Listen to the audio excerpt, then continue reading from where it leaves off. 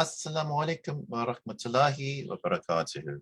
Welcome to today's Friday Reflections, which today I'm focusing on the life of Her Majesty Queen Elizabeth II, the late monarch of the United Kingdom and of 15 other countries around the world, and also head of the Commonwealth, amongst other things. A remarkable human being who has been part of all of our lives for many of us for as long as we've known. I mean, she's been there all my life, and for, unless people are over 70, she's going to be the only queen of Britain and those nations which we and they will have known.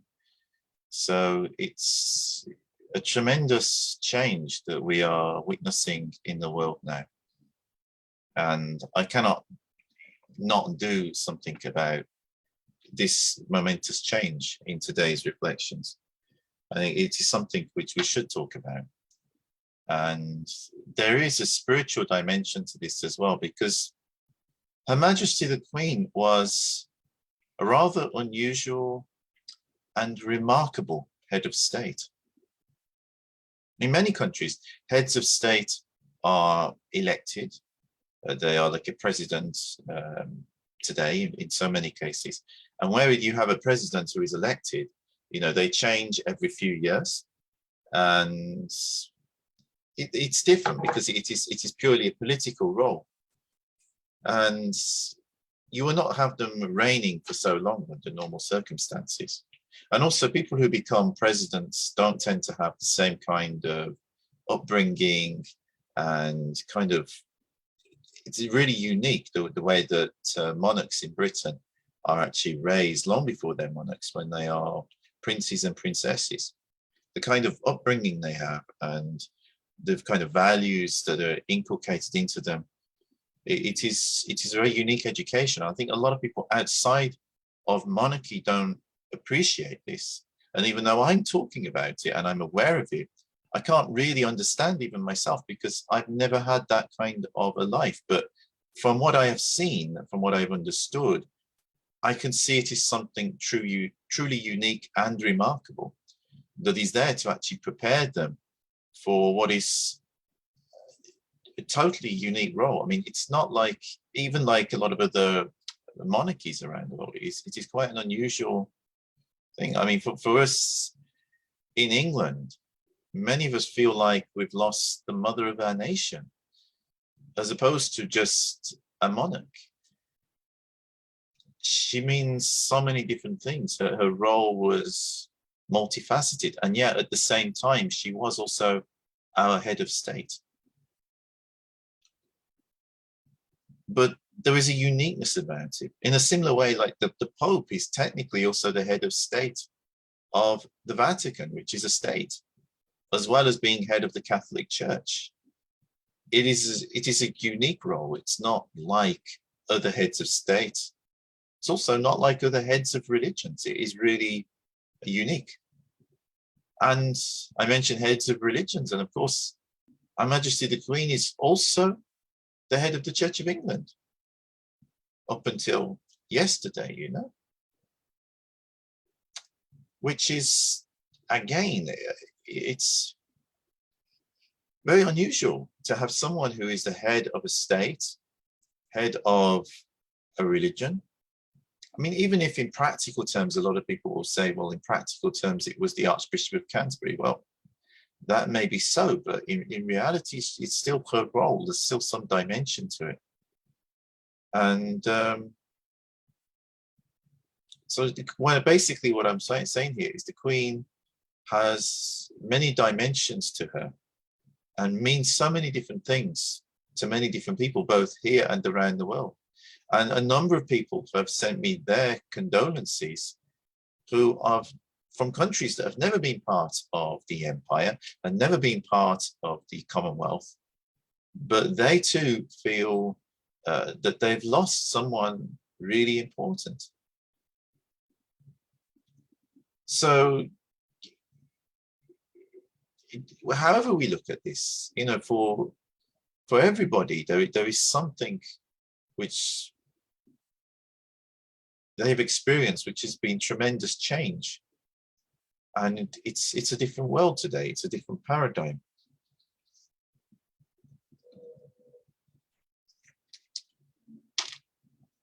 What I would like to start with is the Queen in 1947. I'm going to share this screen.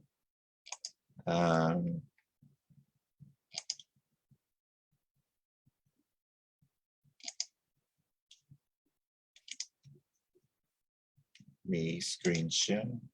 Sorry, I can't do it on Instagram, but for those of you who are tuned in on Facebook,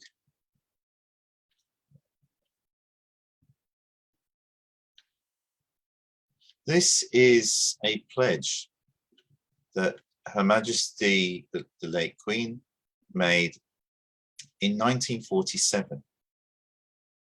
I declare before you all that my whole life, whether it be long or short, shall be devoted to your service and the service of our great imperial family to which we all belong.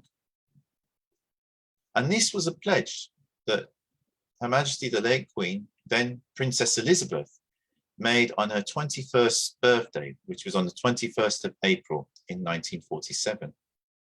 And she was with her parents and younger sister on a tour of South Africa. These are words that you can see the Queen truly believed and lived by throughout her life. Now, how many people today say things? And how many people will live them?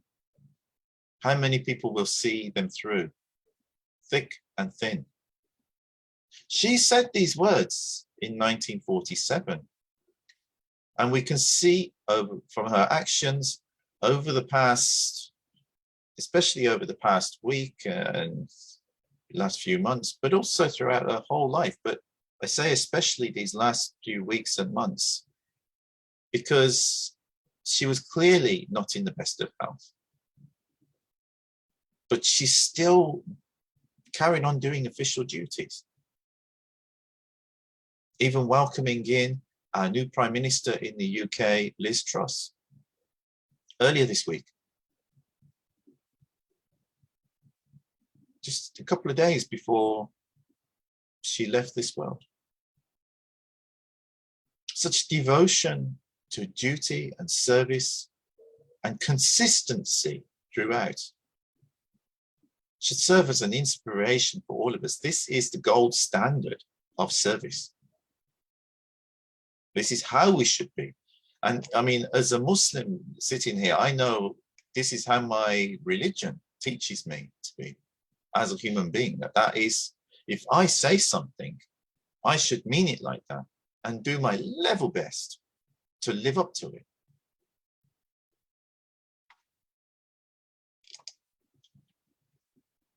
And this is another oath that the Queen made, the Queen's coronation oath in 1953.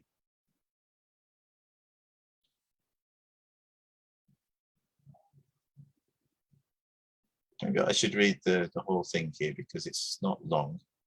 I think it's worth reading because obviously Her Majesty the late Queen was an Anglican Christian. So this frames the oath.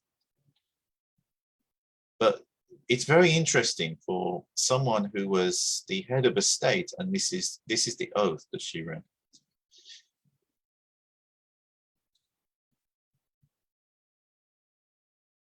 They asked her on the 4th day of November in 1953, in the presence of the two houses of Parliament. The Archbishop standing before her, who was administrating the coronation oath, asked the Queen, "Madam, is your Majesty willing to take the oath?" And the Queen answering, "I am willing. The Archbishop shall minister these questions, and the Queen, having a book in her hands, shall answer each question severally as follows." The Archbishop said, will you solemnly promise and swear to govern the peoples of the United Kingdom of Great Britain and Northern Ireland, Canada, Australia, New Zealand, the Union of South Africa, Pakistan, and Ceylon, that's Sri Lanka now, and all of your possessions and the other territories, to any of them belonging or pertaining according to their respective laws and customs. And Her Majesty the Queen swore, I solemnly promise to do so. I solemnly promise so to do. She promised to do this. And the Archbishop asked her, will you, to your power, cause law and justice in mercy to be executed in all your judgments? Law and justice and mercy. And the Queen swore, I will. And the Archbishop asked, will you, to the utmost of your power, maintain the laws of God and the true profession of the gospel? Will you, to the utmost of your power, maintain in the United Kingdom the Protestant Reformed religion established by law? Will you maintain and preserve the inviolability of the settlement of the Church of England and the doctrine and worship and discipline and government thereof, as by law established in England? And will you preserve unto the bishops and clergy of England and to the churches there committed to their charge all such rights and privileges as by law do or shall appertain to them, or all of them? All this I promise to do. Now, most of this, obviously, about the Church of England, it's specific to a particular religion, but will you, to the utmost of your power, maintain the laws of God and the true profession of the gospel? Her Majesty the late Queen swore an oath to God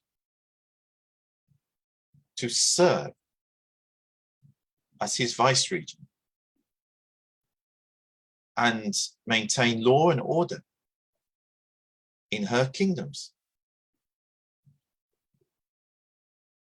and realms where she was a queen. Some people, they just say, okay, well, that's just tradition, and she just swore it.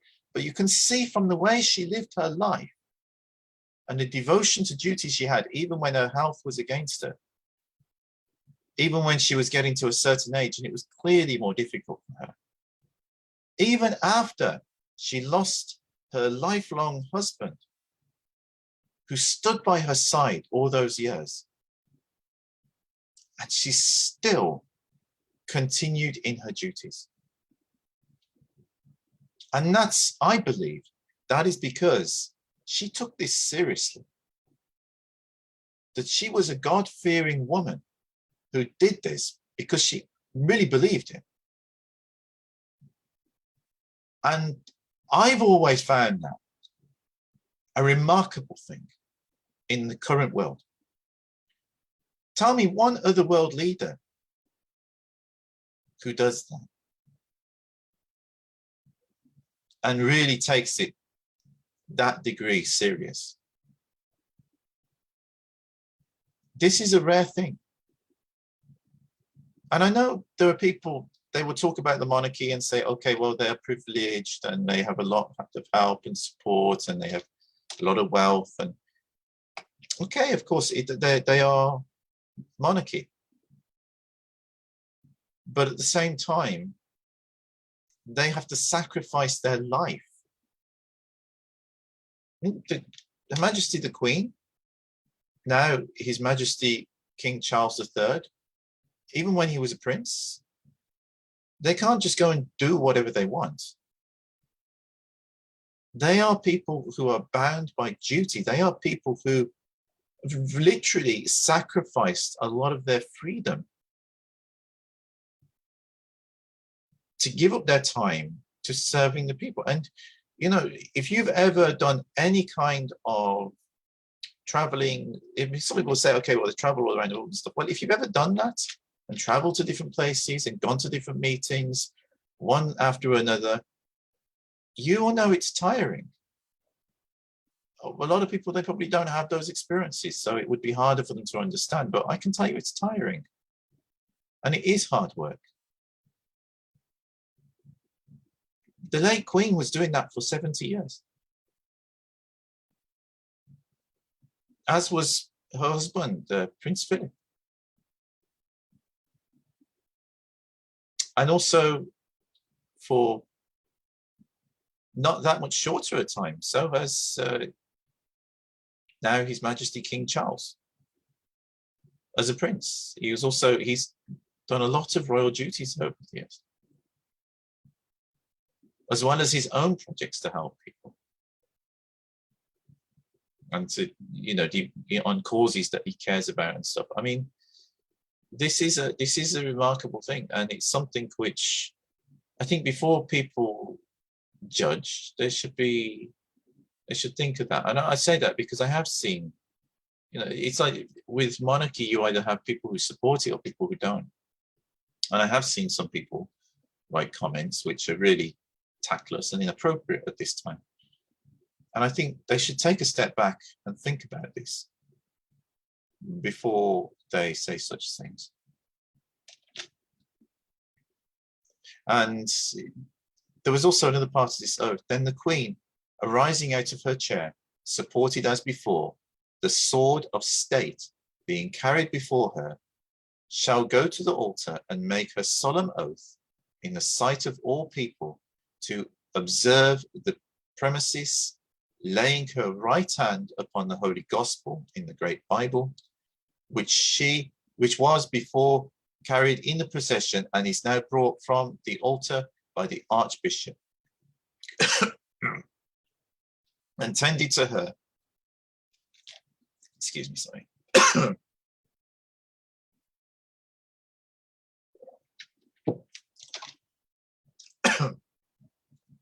So laying her hand upon the Holy Gospel in the Great Bible,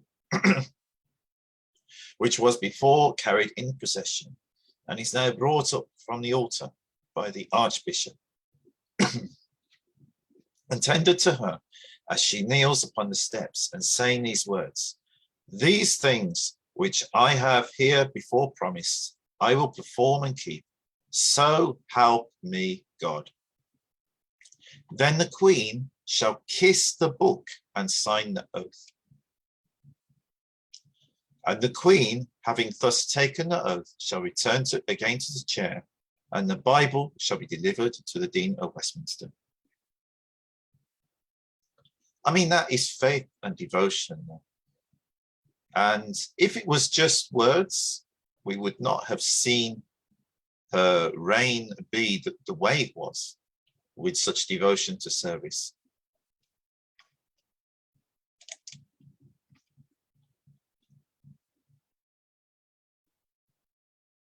This is, for those of you, sorry for people on Instagram, but for those of you who are watching this on Facebook or the recording on YouTube later, you'll be able to see this obituary in the Times. Queen Elizabeth II, obituary, Britain's longest serving monarch whose reign was defined by an unwavering sense of commitment to her people and her country. There's a beautiful picture of Her Majesty the Queen when she was a young woman in 1953. And mashallah.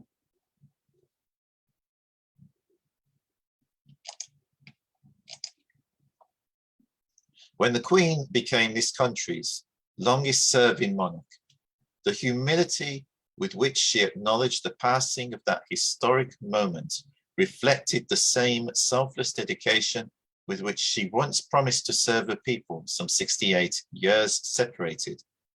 Some 68 years separated the pledge she made in Cape Town on the 21st birthday and the modest speech that she made on passing Queen Victoria's record in September 2015. But even if the empire to which she devoted herself no longer exists, the values she spoke of then were the values to which she still held true a lifetime later. My whole life, she said, in that resonant passage that captured imaginations worldwide in 1947, whether it be long or short, shall be devoted to your service. And this was a choice. We must keep that in mind. The Queen could, had she have wished, when she got to late 50s or 60s, even her 70s, especially her 70s, if she had so wished, she could have stepped down. Nobody would have knocked her for it.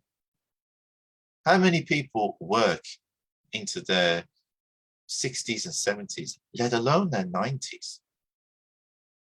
Nobody would have criticized her if she'd have retired and let, Charles assume his duties.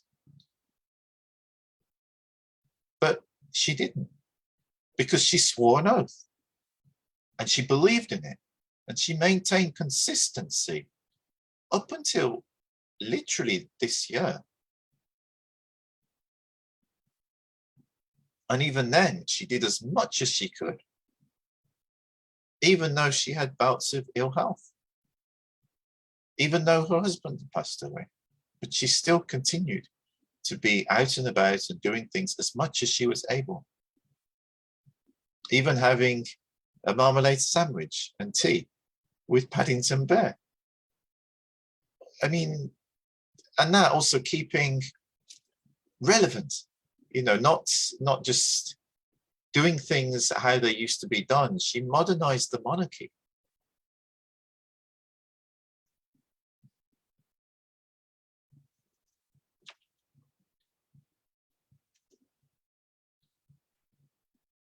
Mashallah, this is Princess Elizabeth in 1927. SubhanAllah. As this obituary says, it is important to remember that beneath the crown, there was also a woman, a wife, a mother. She had to cope with the early death of her father and later the indignity of unsparing public scrutiny, as the marriages of 3 of her children collapsed. Too frequently, the human side of her character, her talent for mimicry, her sense of fun, the way she came to life when she was watching her racehorses in action, was overlooked as a nation concentrated instead on the cipher it wanted to see.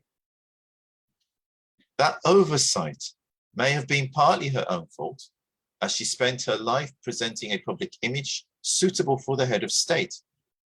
However, it was one of the many remarkable aspects of her that, unlike most, she became more relaxed and open to new suggestions as she grew older. Who would have believed that the Queen we once know would have agreed to take part in a stunt with James Bond for the opening of the London 2012 Olympics?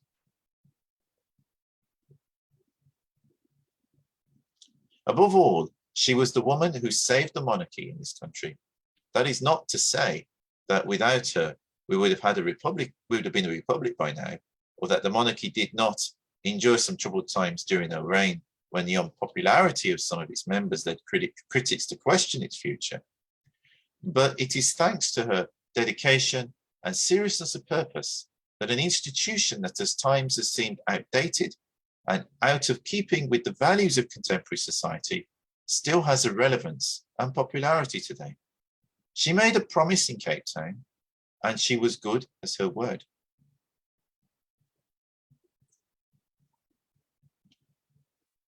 The future Queen Elizabeth II was born in the early hours of April 21st, 1926. She was the daughter of the Duchess of York, the 25-year-old wife of George V's second son, Albert. The birth took place at 17 Bruton Street in Mayfair, the home of her mother's parents, the Earl and Countess of Strathmore. It was a difficult delivery. The official bulletin referred to medical complications and a certain line of treatment, a circumlocution, which the newspapers of the day declined to translate. She was delivered, in other words, by caesarean section. I didn't know that before reading this, subhanAllah. Although Elizabeth was not born to be queen, at that time, long before anyone had heard of Wallis Simpson, Albert's elder brother David was the heir to the throne, and few saw any reason to doubt the future Edward VIII would do his duty by providing the next generation of the royal family. Her arrival prompted great excitement.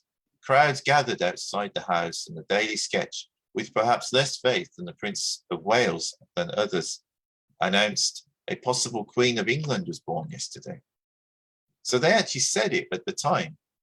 It was announced a possible Queen of England was born yesterday, but at that time no one thought that this little girl would become the Queen, because her dad's older brother should have been the king. In fact, he was the king briefly. But he fell in love with an American lady called Wallis Simpson. And at the time, under the guidelines that he had to follow, he couldn't marry Wallis Simpson, who was not royal, and still be king. And this is something that Her Majesty Queen Elizabeth has changed within the monarchy since. Because, of course, as we have seen, both of her grandsons have married people who were not royal. She was open to change, even though she was raised in a very different way of thinking that didn't permit that. But it was also as a result of this situation that caused her father to become king, because Edward VIII, he loved Wallis Simpson, and so he abdicated for his love. And, you know, some people accept that and appreciate it, and other people didn't. But, you know, that's what he did. He abdicated for his love. And as a result, the Queen's father became king. And that's what gave the Queen, you know, the opportunity to be in line for the throne.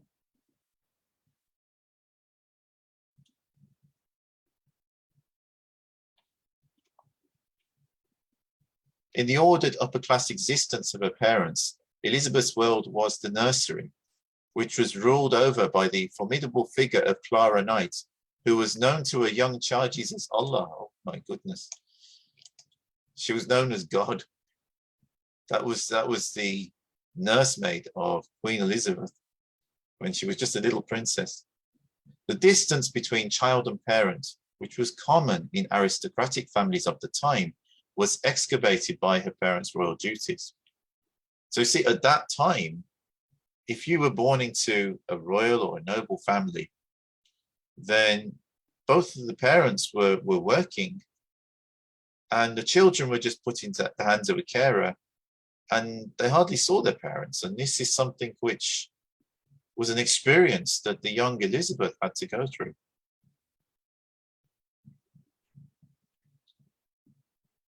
When Elizabeth was only 9 months old, the Duke and Duchess of York went on a tour of Australia and New Zealand that took them away for 6 months.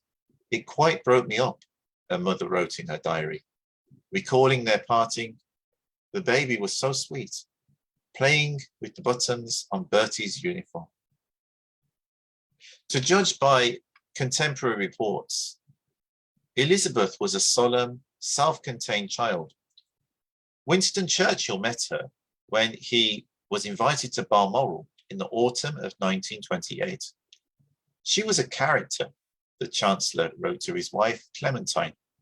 She has an air of authority and reflectiveness, astonishing in an infant. So you see, Winston Churchill, when he was a Chancellor in 1928, he was really amazed by Elizabeth's personality and the fact that she was, she had an authority about her even at that age, and a reflectiveness. In other words, she was very thoughtful. With her parents so often away, Elizabeth saw much of her grandparents, an arrangement that delighted them. During a 3-month stay at Buckingham Palace, she would be brought down for tea every day with the King and Queen. "Here comes the bambino," the staff, the normally stiff Queen Mary, would declare. According to some reports, the King used to play with his granddaughter in a way that he never did with his own children. He called her Lilibet, in imitation of her attempts to say her name. So that's how she used to say her own name, and they adopted it. Her family called her Lilibet ever after. At Sandringham, the King liked to have her sit next to him at breakfast and would take her round the royal stud to show her his favourite horses. It is more than likely Elizabeth inherited a lifelong passion for horses from her grandfather, who gave the child her first pony, a Shetland called Peggy, for her 4th birthday. And that's George V on a horse.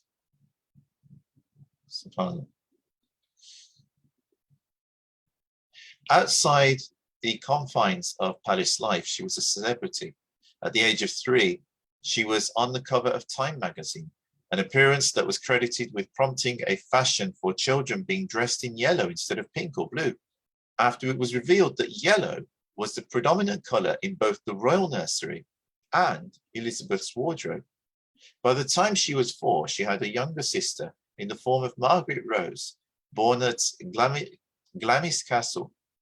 She had her own waxwork at Madame Tussaud's, riding a pony, the second Tussaud's waxwork to be made of her, and a large slice of Antarctica had been named in her honour.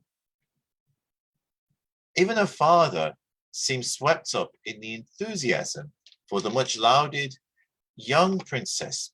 Perhaps he hinted one day in the early 1930s to the poet Osbert Sitwell, she was born for higher things, comparing her to Queen Victoria. He gave Sitwell a meaningful look and said, "From the first moment of talking, she showed so much character that it was impossible not to wonder whether history would not repeat itself."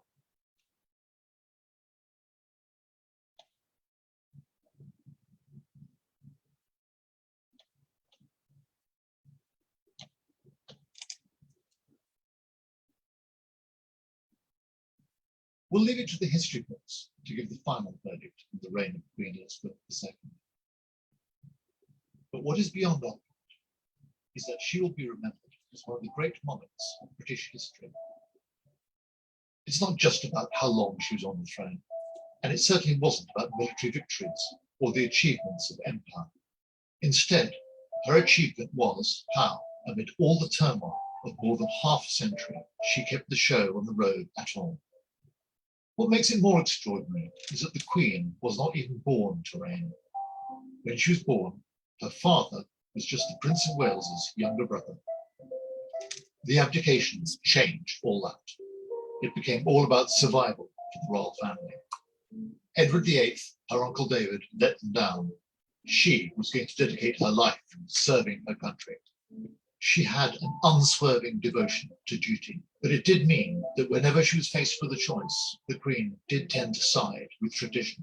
But she wasn't afraid of change, letting the TV cameras in for the first royal documentary. Oh, focus on Agreeing to pay income tax, letting tourists into Buckingham Palace. She embraced it all when she thought the time was right. There were rocky times along the way, rows about money, Charles and Diana, the Windsor Castle fire. But when things were going badly wrong, she listened. And when she needed to act decisively with Prince Andrew after Newsnight, with Harry and Meghan when they wanted out, she did just that. Somehow she survived it all. The Queen, it turned out, was a canny operator. On the public stage, she always maintained her mystique. Behind the scenes, she knew how to deal with people. American presidents, communist dictators, African leaders, they all loved her. Even in her later years, when age took its toll, the Queen's desire to serve never dimmed. The government will use the opportunity of a strengthening economy to deliver security for working people, to increase life chances for the most disadvantaged, and to strengthen national defences. Not even when Prince Philip died. Increasingly, Charles was there to take on much of the burden, along with William and Kate. But it was the Queen's hard work, diligence, and devotion to duty that made it all possible. It is a legacy that will not be forgotten.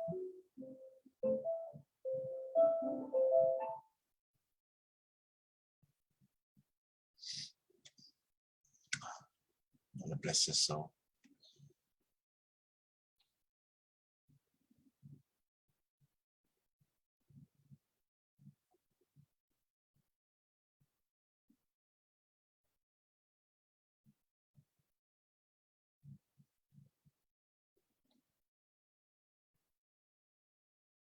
This was on her father's coronation day, 1937. And there's Elizabeth waving. The young Princess Elizabeth, subhanAllah.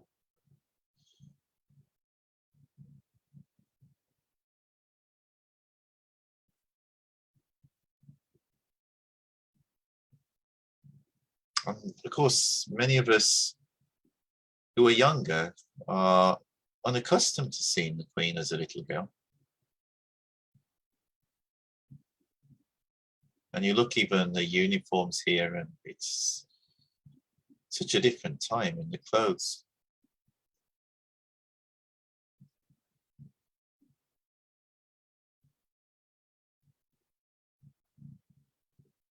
MashaAllah.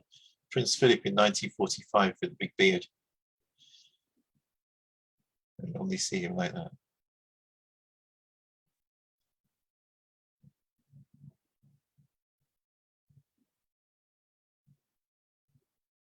Princess Elizabeth and Princess Margaret broadcasting a message to children in 1940. And these pictures struck me when I discovered them. Elizabeth working as a mechanic and driver as a member of the Auxiliary Territorial Service in 1945. She served in the armed forces.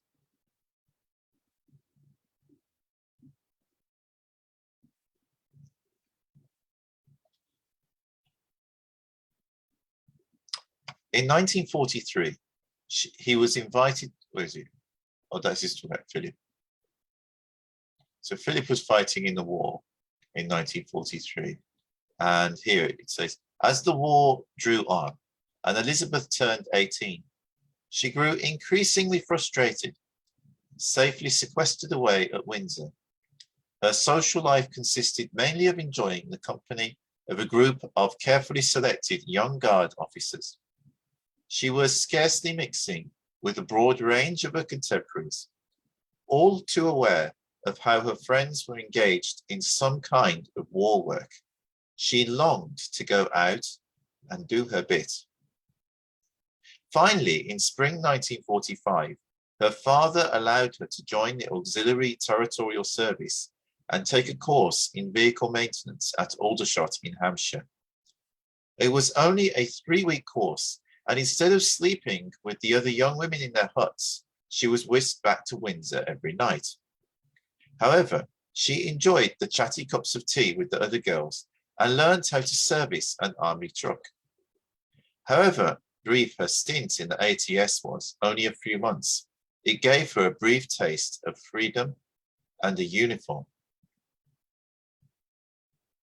The uniform proved its worth on the night of VE Day, May 8th, when Elizabeth and Margaret slipped out of Buckingham Palace with their young guards officer friends.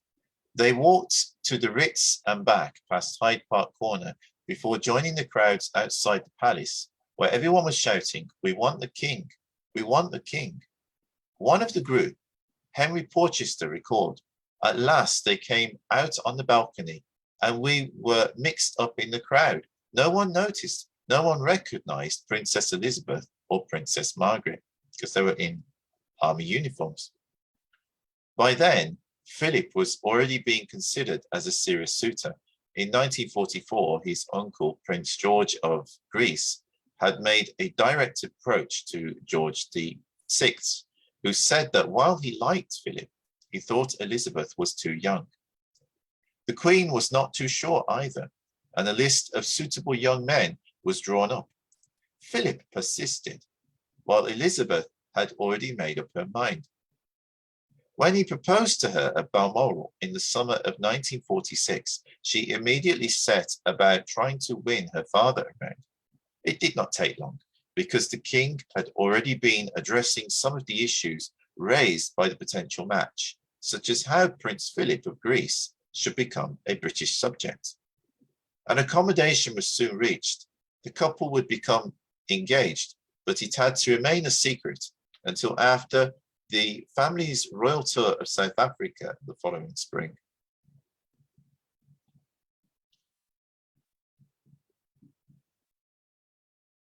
Elizabeth and Philip at Buckingham Palace on July the 10th, 1947, after their engagement was announced. The Prince Philip gave up his Greek and Danish titles in order to marry Princess Elizabeth. And as we know, since their love is legendary, and they remain besotted until the end. I mean, it's such a beautiful thing when you compare their early photos and you compare their later ones, just how in love they were.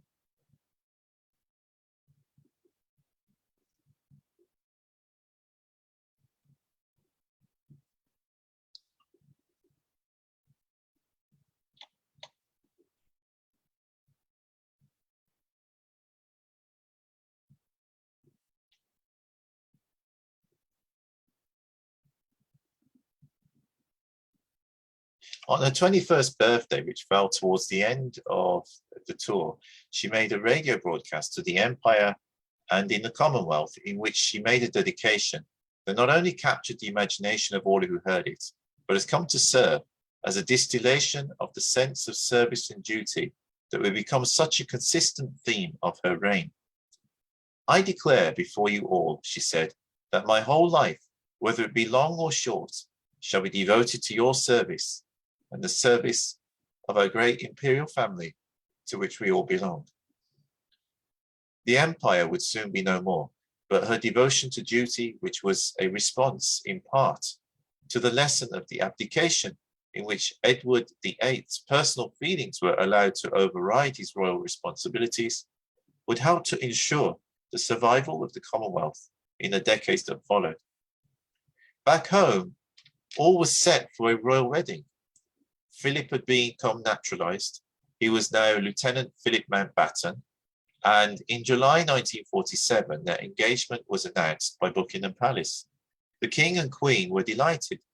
The palace courtiers less so, stuffy, snobbish, and deeply antipathetic to this rather disrespectful upstart. They would have preferred Elizabeth to have married someone who would have merged more easily into court circles, some English duke rather than a penniless foreign prince.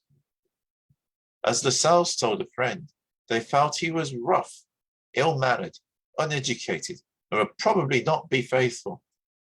In the words of John Brabourne, who was married to Philip's cousin, Patricia Mountbatten, they were absolutely bloody to him. They didn't like him. They didn't trust him. And it showed.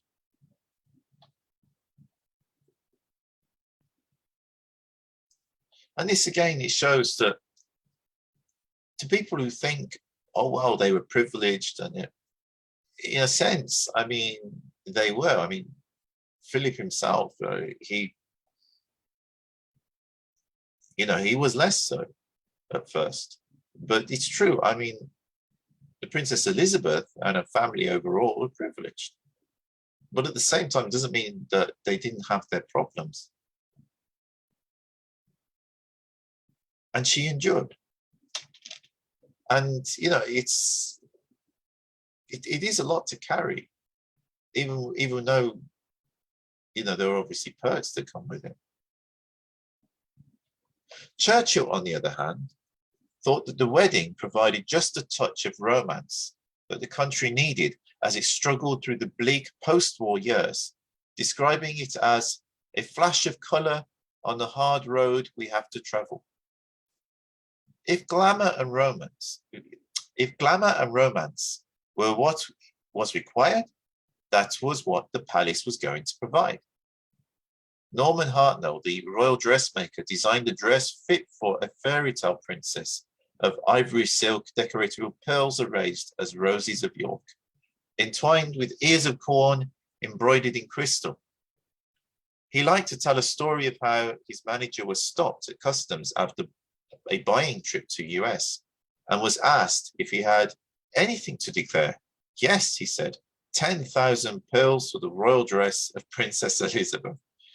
Wedding presents came from all over the world, from the magnificent, a thoroughbred filly from the Aga Khan, and a hunting lodge from the people of Kenya, to the comical, a turkey sent by a woman in Brooklyn because they have nothing to eat in England.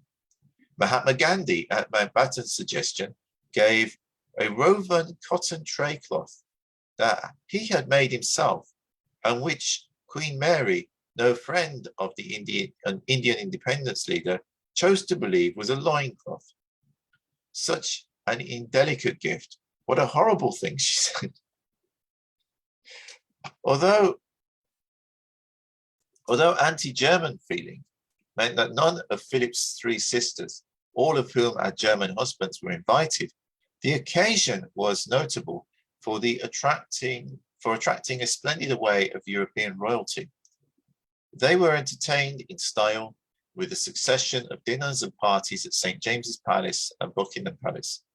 An Indian Raja became uncontrollably drunk, recorded Colville, and assaulted the Duke of Devonshire, who was sober. The king led a riotous conga through the corridors of Buckingham Palace, during which a tiara belonging to Princess Juliana of the Netherlands fell off and had to be stuck back on again. Just before the wedding, Philip was granted the style of His Royal Highness and the title of the Duke of Edinburgh.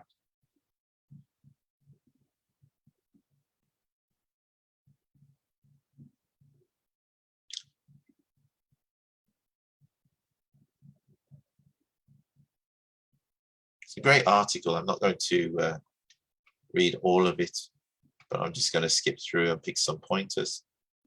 Obviously, if you have access to the Times, you can look it up yourself. A beautiful family photo here of young Elizabeth in 1951,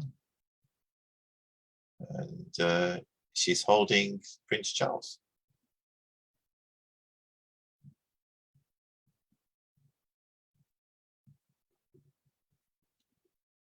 And here we can see, sorry for people on Instagram, I don't know how to put it on there. The Queen had a special bond with Winston Churchill, photographed in 1950, with his predecessor Clement Attlee and Attlee's wife Violet.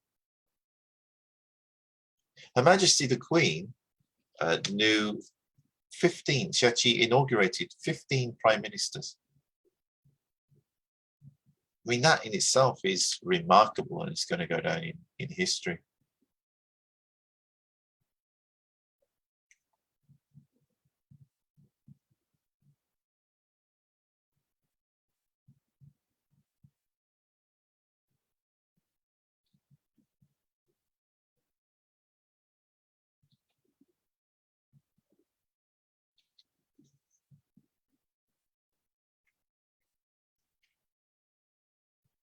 And, you know, some of these pictures, we see the pageantry, and a lot of people, you know, it's again, the pageantry that we see with royalty, it does cost a lot of money.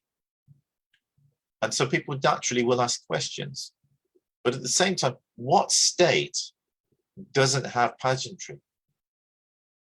I mean, this is not the Queen's personal property or the now King's personal property. This is about the state. The United States of America has an elected president, but they also have pageantry. Might not be in quite the same style, but they do it. And most countries do. And it is part of, it is just part of the things which a state has to do. And again, you know, I mean, the crown, for instance, that the Queen wore on her head never fit her properly. And it was very heavy. That's why, if you notice, except on official occasions where she needed to wear it, she didn't wear it much. And, you know, to get it to fit her, they had to repad it and everything, because it wasn't really designed for her head. So, I mean, it's all well and good to talk about the Queen in that sense. But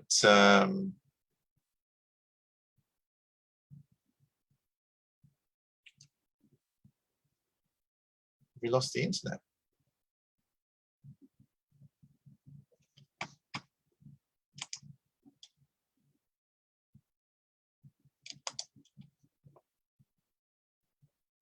Oh no, we're good. I mean, it's all well and good to talk about the pageantry in that sense, but it's not really a matter of choice. It's just, it comes with the role. It's something that she has to do, and there's an element of endurance that goes along with it as well. I mean, it looks nice when you look on, and looks very fancy, but you've got to bear in mind that is Britain, you know. And at those particular moments, she is representing Britain. And so she has to wear what she has to wear to do it. But at the same time, I mean, even so, Her Majesty always maintained a humility about her and an ordinariness. I mean, there was one time when an American couple of tourists, they happened upon her somewhere on the Balmoral estate with a policeman. She just went out for a walk, and while Her Majesty was walking, these American couple of tourists, they met her, and they said, "Oh, are you from around here?" And she said, "Yes." And they said, "How long have you been living here?" She says, "Oh, all my life, since I was a little girl." And they said, "Oh, so you must know the Queen then." And I didn't recognize her, and then they asked for a photo.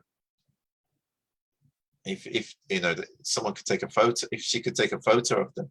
But then the policeman took the camera and took a photo of them together. And then afterwards, you know, when they left, the Queen said, I hope someone recognizes me when they take the photo back." And again, this is the Queen when she dressed down, you know, to just go out for walks and stuff, especially in Balmoral. She would dress fairly ordinary. And people wouldn't always realize, you know, if they saw her out walking her corgis, it seems like a nice lady walking her dogs. But of course, there's so many, this is what I mean, there's so many dimensions to the Queen.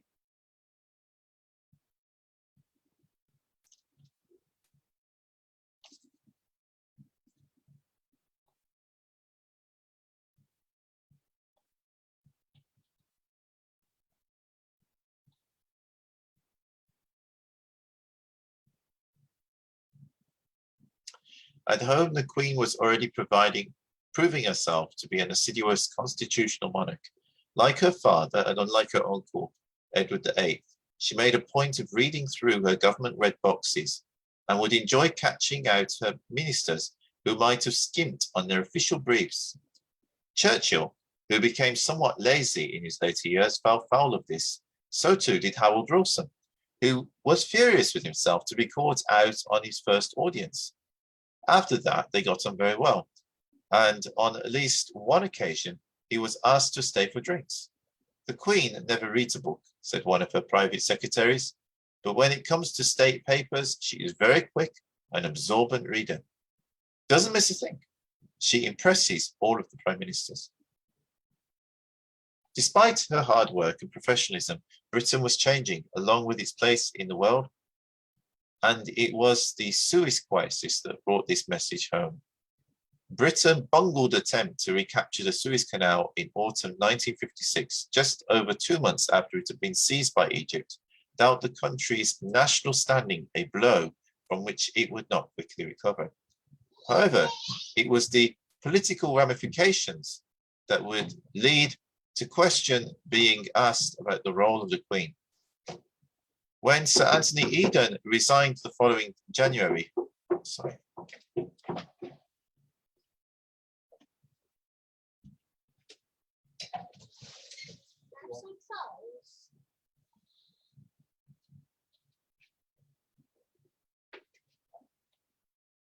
you want just get it quietly, okay? And take it out. I thought you was videoing. I am. Are you gonna do soon? I am. I'm still doing it. When Sir Anthony Eden resigned the following January, the Conservative Party set about replacing its leader by commissioning an elder statesman, the Marquis of Salisbury, Bobbety, a man known for his inability to pronounce his R's, to take his soundings. Okay, I'm not going to read through that. But the point about her red boxes, the Queen always read her red boxes, and she always took one home. I mean, it's remarkable. Even like in her later years, this is something she never stopped doing. And so some people, they didn't realize this. I mean, I've had a number of conversations over the years, and they wonder, what does royalty do? What did the Queen do? Well, this in itself is a lot of work.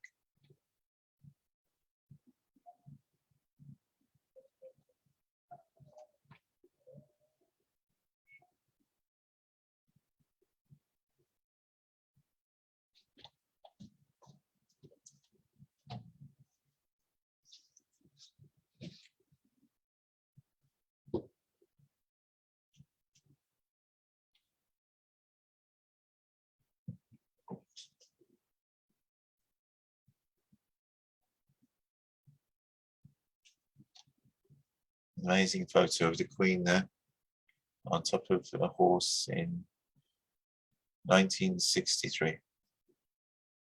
Her Majesty loved horses, and you know, this is famous. You know, everybody knows her love of horses, and that she always rode horses for as long as she was able, and loved horse racing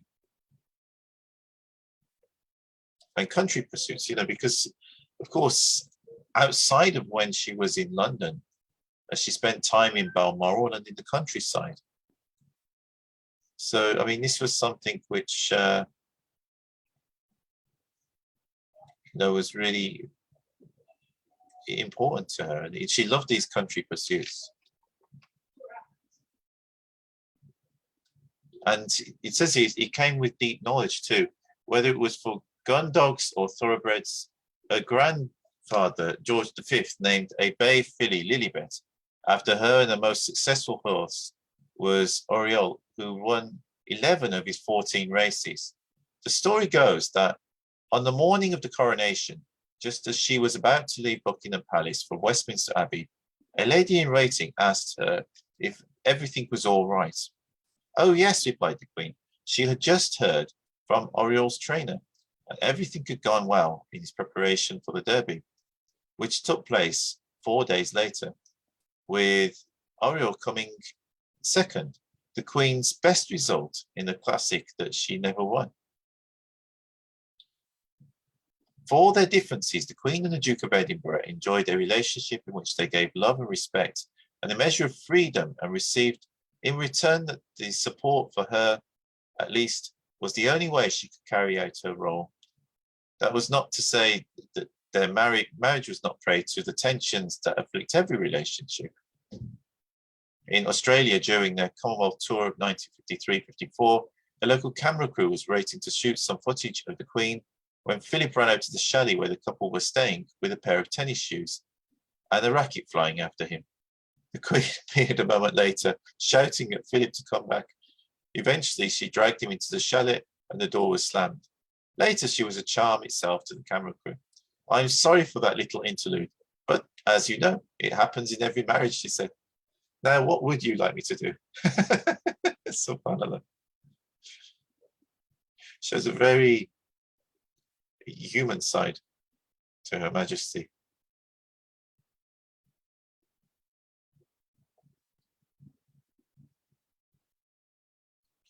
Visiting the Taj Mahal in India in 1961. Amazing.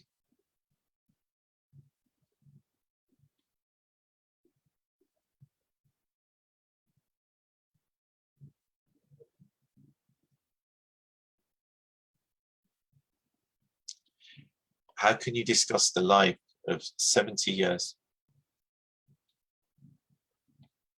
in the short reflections? Now, you see, this is the sort of thing. Someone has just asked me on Instagram now, why don't we focus on the politics of Biladul Islam, but instead a Christian? Well, I think I should answer that, you know. I'll indulge you, even though it's tactless and inappropriate. Well, Mr. Seeker of the Truth, Trinity, I'm an English person. She is my queen for 70 years. And notice he's just disappeared after I said, oh, you are still there. Yeah, I thought you disappeared then, because it said the one disappeared. But I'm an English person, and she has been my country's queen for all my life. Not only that, but she's been the queen of many Muslims for a very long time. Now, just because I'm a Muslim person does not mean that I should disregard everybody who happens to not be Muslim. If you don't want to listen to my broadcast, you're most welcome to switch off and listen somewhere else. But, well, she's never been your queen. That's fine. You don't have to tune in. But the thing is, it's like she is queen for a lot of Muslims. There are Muslims in Britain. There are over 3 million Muslims in Britain. Also, there was a point in her life, she was queen of Pakistan. And even to this day, there are still a lot of Pakistani people, both British Pakistanis and Pakistanis in Pakistan, who hold Her Majesty the Queen in high regard. I will discuss that another time. We should be able to discuss different things. And this is very topical at this moment. There you have my answer. It's up to you whether you wish to listen in or tune off. You can tune in to me next week. I do one video on an amazing woman who has passed away, who happens to be a Christian. And I get questions like this. I mean, only one, but still. You know, I've got over 2.5 years of videos. Almost all of them are on Islam. Why? And then you're asking me why I do one on the Queen when she passed away yesterday. Very bizarre question, if you ask me.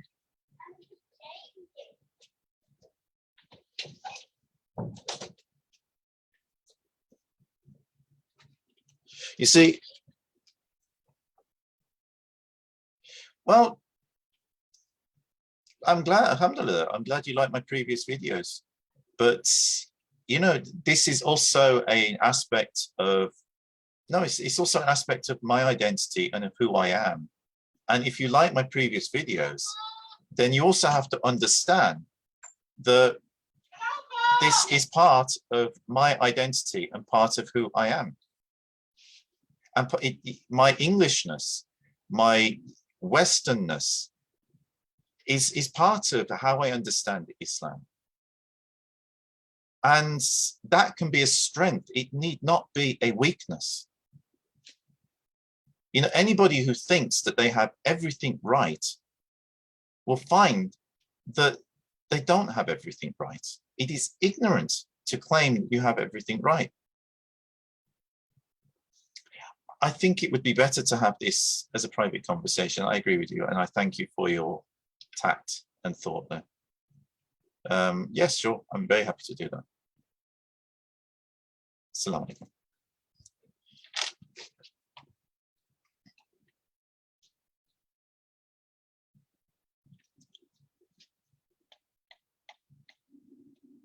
I'm going to have to wrap this up because time is getting on and my children need to go to bed. But I hope this has given you some insight into the life of an amazing woman. And there is a lot, although as this brother mentioned, yes, she was a Christian, but there is a lot that we can look at in the life of Her Majesty the Queen and be inspired by, whatever our religious beliefs, whatever our ethnicity, wherever we are from.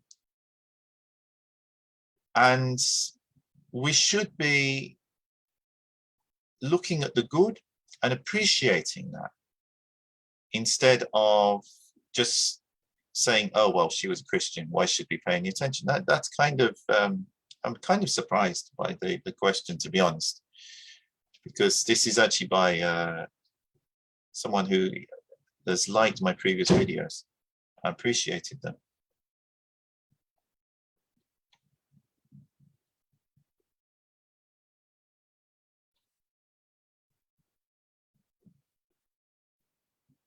And I mean, I could continue discussing, because you could write, I was going to say books, you could write a lot of books on the life of Her Majesty the Queen. I mean, you think everything that she's done and achieved in 70 years.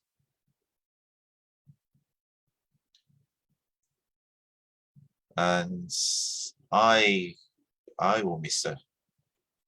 And obviously this is going to open, this chapter has closed, a very important chapter in the life and history of the United Kingdom, but also for all of the Commonwealth nations, especially those that still have Her Majesty, or still had until yesterday, Her Majesty the Queen as the head of their states. And that chapter is closed. And we are now opening a new chapter with His Majesty, King Charles III, who was acceded to the throne. And literally this happened, according to the system here, this happened instantly. Everything was organized beforehand. So as soon as Her Majesty the Queen, late Queen, passed away, and His Majesty King Charles III ascended to the throne. And it was seamless. Obviously the coronation hasn't happened yet, which will obviously make things even more official. But as at this moment, he is the current king. And as they say, the Queen is dead. Long live the King. May Allah bless the late Queen Elizabeth, grants her to be forgiven for any mistakes that she did make, and grants her Jannatul Firdaus, and grants her to be reunited with her beloved His Royal Highness the Prince Philip. May Allah bless her soul. May Allah bless her family and grant her family constancy and steadfastness at this difficult time. We pray Allah grants King Charles III the wisdom, the strength, fortitude to be a good king for this country and a good king for the other realms of which he has ascended the throne. a good leader of the Commonwealth, and someone who is a wise and just leader in these very stressful and testing times. May Allah grant him every success with that, and may Allah bless their family. For the sake of the Prophet Muhammad sallallahu alaihi wasallam, Sayyidina Muhammad wa ali Sayyidina Muhammad wa barik wa sallim. Salli Rabbi wa sallim ala jami' anbiya wal mursalin wa ala kulli ajma'in walhamdulillahi rabbil alamin. Al-Fatiha. A'udhu billahi minash shaitanir rajim. Bismillahir rahmanir rahim. Alhamdulillahi rabbil alamin. Ar-Rahmanir Rahim. Maliki yawmiddin. إياك نعبد وإياك نستعين اهدنا الصراط المستقيم صراط الذين أنعمت عليهم غير المغضوب عليهم. Thank you for tuning in today to this special Friday Reflections focused on the life of Her Majesty Queen Elizabeth II. If you find these videos useful and beneficial, and you haven't already, please don't forget to subscribe to my Instagram, Facebook, and YouTube channels, and take a look at my website at paularmstrong.com. I shall, inshallah, see you on Monday for my weekly Sufi meditation, and I wish you all a good weekend, and we're all grieving at this time. I was in tears for much of yesterday and said a lot of prayers. So, you know, it's I didn't even know if I would be able to do this broadcast today, to be honest. But alhamdulillah, I went to Jummah today and Allah gave me the strength to do it. But we will get through this, inshallah. And this is also a new chapter for this country. And we wish His Majesty King Charles III all the best with that.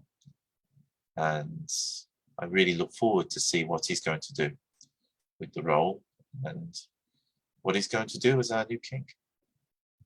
God bless his soul.